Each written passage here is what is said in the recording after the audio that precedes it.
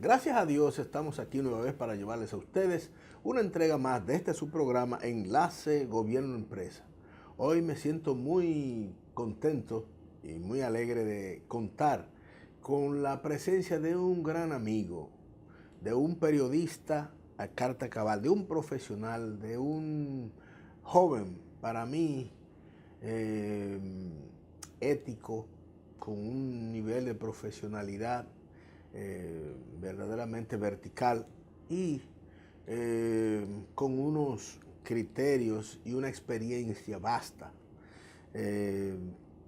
Nos referimos a nuestro amigo Víctor Bautista, quien es asesor y consultor estratégico a través de su empresa, sobre todo, de consultoría. Él prefiere, y yo he visto que ha participado en muchos asuntos de estrategia crítica en todos los ámbitos, y precisamente vamos a hablar porque nosotros estamos atravesando la sociedad, una situación crítica, para oír las observaciones, los comentarios y las valoraciones y las lecturas que da Víctor Bautista a la situación y cómo enfoca el trabajo de los medios y de los periodistas y de los asesores en comunicación e imagen.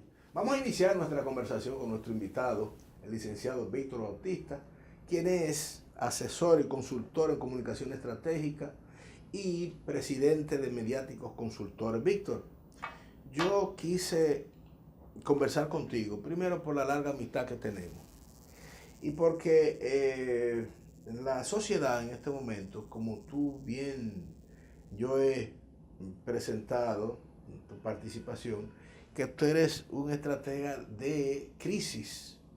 Entonces nosotros estamos convencidos de que nuestra sociedad inició un proceso de crisis que, en mi caso, yo quiero que se profundice para resolverlo, pero que esa es tu especialidad. Entonces nosotros quisiéramos saber, en los medios de comunicación, cómo manejar estos asuntos tan complicados en donde hay figuras que ya se han tipificado, Víctor, como son, por ejemplo, las bocinas, y entonces que no es más, de acuerdo a lo que se ha dicho, que elevar reputaciones por paga. Entonces, en el medio también hay crisis, en los medios y en lo que ofrecen. ¿Cómo tú enfocas eso desde el ámbito ético, moral y profesional? Bien, David, muchísimas gracias. Para mí es un placer estar aquí en Enlace Gobierno ¿Tu casa? Empresa. Sí, mi casa, por supuesto. Sí. Que tú y yo hemos tenido diálogos largos, ¿verdad? Fuera de cámara. Yo creo que este es el primero que Víctor, tenemos. ¿dónde tú has estado en los medios? No, yo he estado, bueno, yo he estado en todos los periódicos prácticamente, No me digas. con la excepción del Listín Diario, pero casi en todos. Hoy. He tenido función ejecutiva en el periódico El Siglo, fui su director de Última Hora, director ejecutivo del Caribe. Fui de los fundadores del semanario Clave y de Clave Digital. Dirigí el noticiero de CN, de Alicia y de Fernando, mis queridos amigos. Un cuarto bate. Efectivamente. Y me inicié en el periódico Hoy como reportero de economía. Que ahí fue que lo hicimos. Efectivamente. La primera mitad. Sí, ya hace mucho tiempo de eso ya. Bueno, Porque no te pongas a sacar cuenta que yo estoy negado. es que somos precoces. Pero fíjate, David, en cuanto a lo que me planteas, de cómo manejar las situaciones de crisis desde el punto de vista de la comunicación. Casi, yo diría y que... en el ámbito ético sí, y moral. Sí, claro, yo diría que todos los manuales de comunicación de crisis que pueda consultar, de los más connotados expertos de manejo de crisis y de reputación, que eso está muy en boga ahora, ya tú tienes hasta el Instituto de la Reputación, el Reputation Institute. No tengo claramente dónde se encuentra la sede, creo que en España. Yo tuve contacto con ellos, con ejecutivos de esa entidad en Miami. Estuve recientemente en una cumbre iberoamericana de comunicación estratégica y ahí conocí a estas personas que, por cierto, presentaron unos resultados ahí sobre el nivel de reputación de los países y curiosamente, y eso se difundió en un cable de EFE, porque la agencia EFE estaba ahí cubriendo, curiosamente República Dominicana y Uruguay, creo, aparecen en el hemisferio, en el continente, en la parte, en Sudamérica y Centroamérica, aparecen como los países con mayores niveles de reputación, pese a la situación por la que estamos atravesando ahora. Es una medición que hizo ese instituto, que sería bueno que se estudiara y se viera a fondo. Pero para entrar en materia con la pregunta que me hiciste, David. Sí. Manejar crisis, como nos ocurre ahora que tenemos una crisis fuerte y yo con riesgo de reputación grande, los manuales de comunicación sobre esta materia indican que lo primero es el comportamiento transparente. Uno, decir la verdad de los hechos, exponerlos públicamente, aplicar consecuencias y aplicar correctivos. No hay otra forma de salir de una ola de crisis de manera exitosa que no sea por esa vía. Porque la crisis te puede pasar, la crisis puede pasar y puede hacer sus estragos y dejar sus secuelas, y tú puedes quedar fuertemente lesionado, incapacitado para levantarte de nuevo corporativamente, políticamente hablando. Entonces, el tema aquí, política también. Claro, el tema aquí es el manejo adecuado de la crisis. Entonces, en esto la transparencia juega un rol fundamental, porque cuando tú, en medio de una crisis, te dedicas a mentir o te dedicas a construir historias que son fantasías arregladas para desviar, todo lo que hace, David, es construir una bola de nieve que va creciendo y que se convierte en un fenómeno de consecuencias imprevisibles. Entonces, ahí podríamos encajar a la impunidad. Por supuesto. Que hace, que crea reputaciones y arregla cosas. Por eso te hablaba que el sistema de consecuencia es un eje importante para manejar de forma adecuada una crisis. Si no hay consecuencias ni hay correctivos, entonces nadie te va a creer. Entonces aquí el tema es que tú seas en el manejo de la crisis creíble, que la gente crea que sí, que tú admitas que sí, que hay una crisis y que tú estás resolviendo.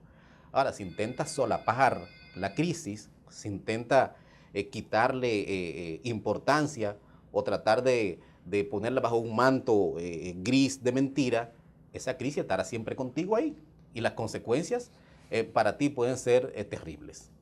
Y eso está comprobado. Ahora, Víctor, yo pensando, hay, bueno, esas bocinas que yo te digo, que en el país hay una especie como de moda de estas bocinas que hablan de megaministro, de presidenciable y todas estas cosas, pero que se ha visto que no importa la reputación del artículo, del bien para venderlo, no importa, o sea, no importa la reputación ni dónde venga, sino que yo tengo el poder del medio y yo te voy a promover como lo mejor. Pues no te ha pasado a ti como le pasa a algunos abogados, amigos míos que yo tengo, que le han dicho a algunos clientes que lo han buscado para un asunto que ellos no están de acuerdo con eso, droga y todas esas cosas. Mira, yo no te puedo ayudar, yo esos casos no los manejo. ¿No te ha pasado eso por casualidad? Sí, por supuesto, sí, porque nosotros siempre antes de manejar a cualquier cliente tenemos primero su perfil y hacemos lo que se llama la debida diligencia, el due diligence, para saber con quién estamos tratando. Porque como empresa no nos interesa ganarnos todo el dinero que está en el mercado. Yo pienso que no todo dinero se gana. Pero sobre el tema de las bocinas, como tú le llamas a esto, que es un fenómeno que para mí es digno de estudio y creo que debería ser el tema de tesis de los estudiantes de las escuelas de comunicación. Sí. Recuerda que cuando comenzamos a hablar del manejo de crisis, te hablaba del tema de la verdad, de la credibilidad. Entonces, en tiempos de crisis, tener portavoces creíbles, tener portavoces debidamente entrenados. Porque la bocina es una categoría. Que articulen de manera hábil y precisa los mensajes clave de la empresa, de la institución o de la persona en crisis es importante. Entonces, ¿qué es lo que pasa? Aquí hay un modelo de bocinazgo que consiste en que simplemente te doy el billete mensualmente, te doy una iguala por un tiempo y tú te dedicas a hablar bien de mí.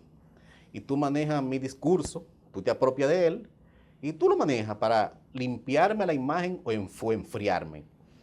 ¿Qué es enfriarse? Es visto como que dice, ¿me entiendes? Salir un poco de... Claro, pero ¿qué está pasando con eso? Para mí ese modelo es insostenible, ese modelo de abordaje de las crisis, pagándoles a bocina, porque la gente, este pueblo dominicano es un pueblo inteligente, perspicaz, aunque tengamos una población amplia, con bajos niveles de educación, este pueblo es chispeante y se la lleva en el aire, como se dice. Sí. Y esa gente se le podrá creer por un tiempo, por una coyuntura determinada. Ponga ya la gente durante un tiempo, pero no todo. Pero su verdad, que ya entra en la categoría también de posverdad, llegan a ser simplemente historias urbanas que la gente escucha y no le presta atención, que no generan cambios de percepción. No generan cambios de percepción ni salvan reputación. Entonces, para mí, David, honestamente, pagar a bocina para manejar la reputación es echar dinero en saco roto. Bueno, yo tengo que preguntarte por la gran experiencia que tú tienes en tantos medios y tengo que aprovecharte porque a pesar de que tú te vas a tener que comprometer a venir periódicamente aquí, porque estos temas tú y yo estamos obligados a abordarlos en el ámbito ético, moral, para nuestra sociedad y nuestros hijos. Nosotros tenemos un caso emblemático, Joao Santana, un exitoso, que cambia percepciones y que, ¿cómo podrías tú describir el fenómeno de que su hoja de servicio tiene como que sé yo cuántos presidentes? Sin embargo, estamos envueltos en esto. ¿Qué hubo ahí para uno analizar con propiedad esos servicios que parece no importaba el alcance ni la forma? Bueno, yo creo que hay que reconocer que Joao Santana es un profesional con talento, porque el talento no se le puede negar. Tiene talento. Hay gente que son genios del mal. Tiene genialidad, sí, y tiene una alta capacidad de manejar imagen. Lo demostró y sus resultados están ahí. Yo te decía fuera de cámara antes de comenzar que lo que hace la comunicación estratégica es acompañar procesos, que la comunicación no hace milagros. Tú puedes crear percepción de corto plazo, pero al final lo que se sostienen son los hechos. Es decir, cualquier individuo o institución que Joao Santana tomara y le articulara un plan de comunicación especial para elevar su reputación, su visibilidad y su influencia, es sosteniblemente exitoso si y solo si ese ente mantiene buenas prácticas en el tiempo, porque la comunicación es un acompañante. Aquí no podemos decir que Joao es un farsante, un tipo que fabrica. Lo que pasa es que él acompaña procesos. Ahora, si tú tienes malas prácticas, tú te vas a ir de cabeza. Vamos a un ejemplo. ¿Y si él también tiene mala práctica? Claro, vamos a un ejemplo concreto que tenemos nosotros en la historia reciente de la República Dominicana. El Banco Intercontinental Baninter, un banco con una imagen por lo alto, la tasa de interés más baja en las tarjetas, todas las posibilidades, te traía aquí a muchísimos artistas y puso el pueblo a gozar, compitió fuertemente en el mercado. Tenía asustado a los otros bancos. Tenía su estrategia de comunicación, al final se fue de cabeza y nadie lo pudo detener. Ni el poder político, ni el poder económico, nadie.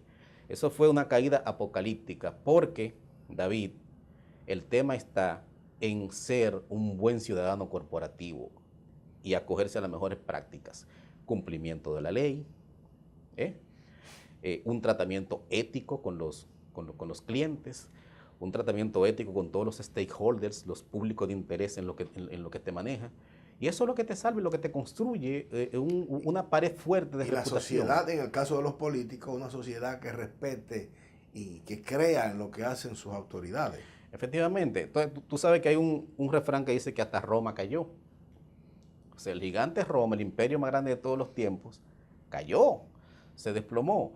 Entonces, el poder tiene no es eterno, tiene su tiempo, tiene su ocaso. Y se mantiene en el tiempo si sus fundamentos son sólidos. Si son fuertes, sí. Porque tú puedes construir una estructura de poder con pie de barro. sobre la base simplemente de un plan de comunicación para aparentar lo que no eres, pero es que la realidad desborda la comunicación. Tú puedes hacer, como dicen los expertos, yo puedo hacer... ¿Tú crees que ese es el caso que está ocurriendo con Joao? No, yo puedo hacer storytelling, como dicen los americanos, sobre David Toribio, que es contar las historias tuyas para que la gente, para seducir a la gente sobre tu persona. Pero mientras yo hago lo que se llama el storytelling, que estoy contando la historia, tú tienes que hacer lo que se llama el story doing, que es con los hechos tú respaldar esa historia que estoy contando. Sí. Entonces, el error de mucha gente que cree que la publicidad, que la estrategia de comunicación, que la propaganda, que el bocinazgo pueden ser sostenibles en el tiempo sin buenas prácticas. Eso es impensable. ¿Tú crees que eso es lo que está pasando con Joao? Yo pienso que con él, yo pienso que con él y las zonas, los lugares y clientes donde él intervino. O sea, que es un tema aquí que no solamente de Joao, sino que hay que revisar las prácticas. Víctor, hay una arista, un enfoque que yo también te lo quiero presentar. Porque no es menos cierto que cuando en los países o en cualquier empresa se construyen un mecanismo, un sistema operativo de acción, en estos casos tiende a arriesgar las personas que mantienen un comportamiento como tú a ser perseguido y a ser aislado, como lo hemos visto, que por ejemplo los gobiernos, incluso las empresas hasta te aíslan porque tienen miedo de que los gobiernos entonces también. ¿Cómo bregar con eso? Porque lo que han dicho muchos periodistas, bueno, yo era serio, pero entonces me tuve que cambiar la ropa. ¿Qué tú opinas sobre eso? Yo pienso, David, que la profesionalidad y la ética se respetan, que puede tener obstáculos, puede tener valladares que no pueda cruzar en el camino de repente, porque cada cabeza es un mundo. Hay gente que asume ciertas posiciones de uno que son profesionales como radicales, ¿verdad? Yo pienso que aquí el tema es actuar sobre la base de un criterio profesional, convencido de tus principios y además estando seguro de que lo que dices, lo que aporta como consultor en comunicación, lo está diciendo para construir. Lo está diciendo para construir y que no está situado en una postura ni de hacer oposición, correcto, ni de cuestionar, ni de afectarle la imagen a nadie. O sea, la consultoría en comunicación estratégica tiene que ser clara, precisa, profesional y plantear los postulados sin ningún temor, porque entonces no me busques. O sea, si quieres asesoría, vas a tener que escuchar lo que yo pienso de las cosas que están pasando. Dice Warren Buffett que si tú quieres que hagan lo que tú quieres, búscate a los profesionales malos. Ahora, claro, si tú quieres que hagan lo que el profesional sabe hacer, págalo. Es que la consultoría en comunicación profesional y estratégica generalmente no es complaciente y suele ser muy molestosa. Inclusive, tú me lees los lunes. Yo te leo. Mis artículos en el periódico son hasta riesgosos, Víctor. Bueno, hay gente que me ha calificado a mí como enemigo del gobierno y lo han dicho públicamente en emisoras de radio en este país. Y yo tengo relaciones con el gobierno. Yo pienso que relaciones muy profesionales y de respeto, porque yo me relaciono con entes respetables en el gobierno, que los hay, que los hay.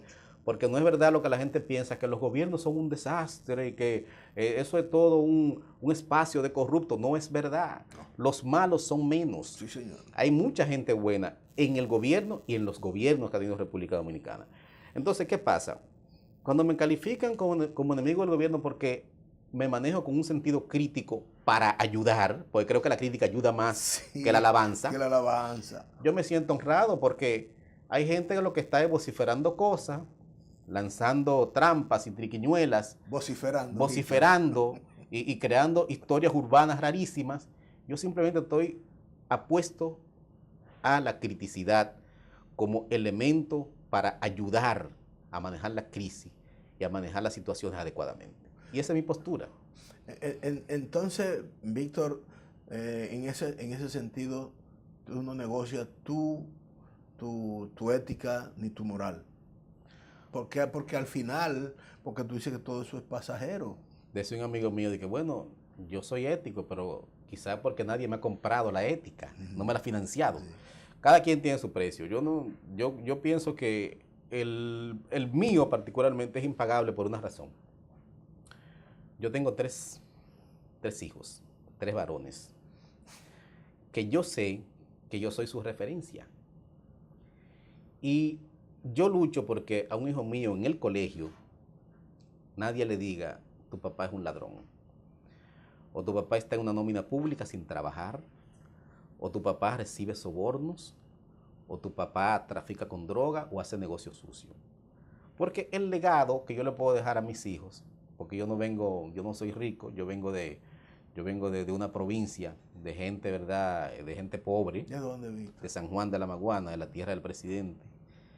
Y yo, como no tengo bienes materiales ni heredad, como dice la Biblia, para dejarle, entonces lo que yo le puedo dejar es el ejemplo, ¿verdad?, de un papá que luchó por ello de manera ética y que se arropó, como decía mi mamá, hasta donde su sábana le alcance. Y eso no es conformismo, que mucha gente se confunde. Es que tu ambición define tus necesidades.